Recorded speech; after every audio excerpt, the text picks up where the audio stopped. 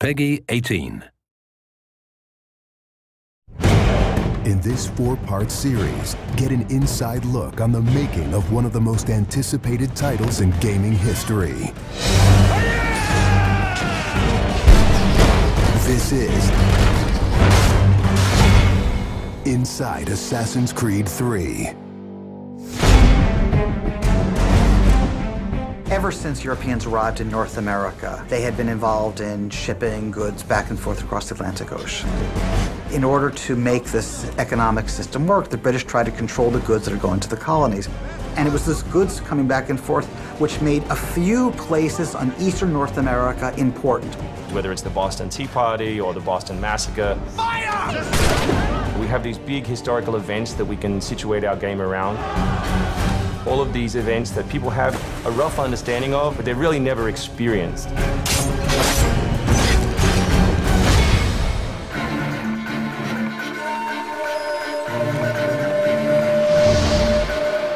We had to go back and get our historian to find us accurate maps from the era of what Boston and New York looked like. These are actual replicas of the cities.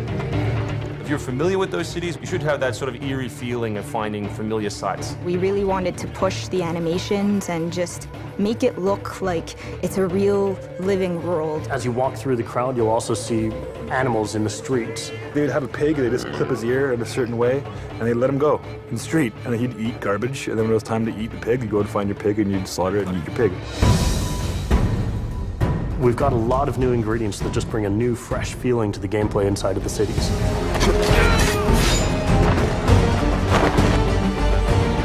We have these great new stalking zones that you're going to find throughout the cities. It's a great way for you to remain hidden from your enemies and actually be able to sneak up to them so that you could assassinate.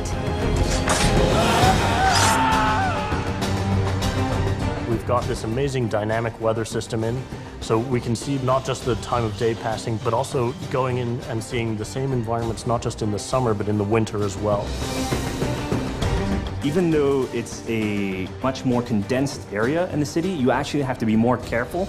There will be carts moving past, so as you're running along the buildings, escaping some snipers, you'll be able to just dive off into a hay cart that's driving past. You'll be able to jump out of that, free run quickly through the streets, through a building, and jump out the other side. See people inside freaking out as you run past through their kitchen.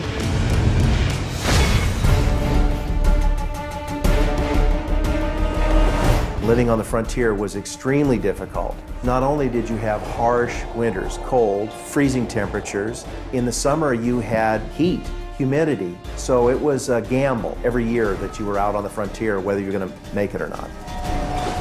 For AC3, the biggest difference is just having access to the frontier. So this huge wilderness area that you can sort of explore at your own pace. It's a forest, the navigation in a very new environment, and a very organic environment as well. In the frontier, you'll be able to navigate through deep snow, but also snow does impact your gameplay. It will slow down you as well as your enemies. Once we decided that we were going to build the frontier, we realized obviously we need to populate that area. So animals became a very big deal. We have over 24 different species of animals in the game. There's an entire hunting loop that you can engage in.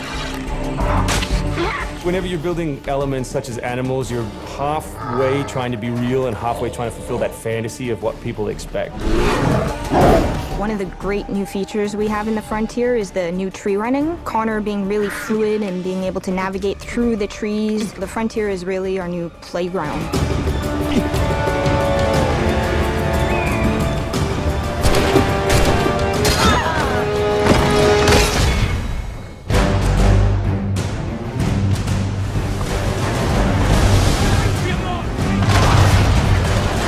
This war at sea was truly a global war and involved not only the British, but the French and the Spanish and the Dutch.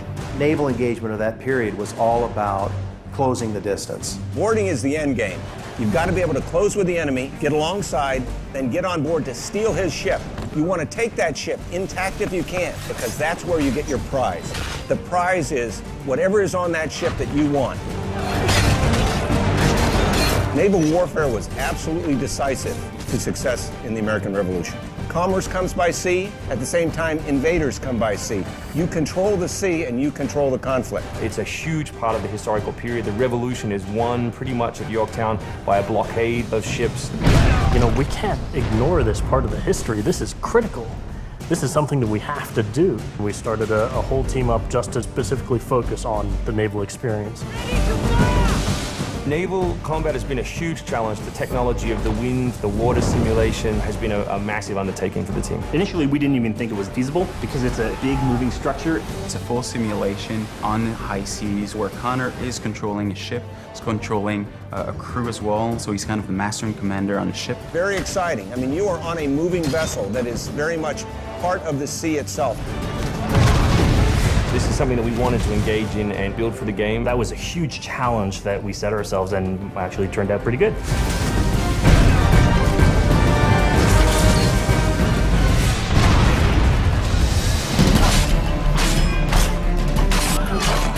If you haven't played any Assassin's Creed games before, we really think this is a great point to get on board. It is a new story, it is a new character. This team is full of people who love making Assassin's Creed, who are delivering just an astoundingly polished and fun experience. As a creator, nothing gets better. To be frank, it just looks great. Seeing all of this coming together at the end, it's amazing. For new fans, really, this is about as good as it gets. It's by far the biggest and best Assassins yet.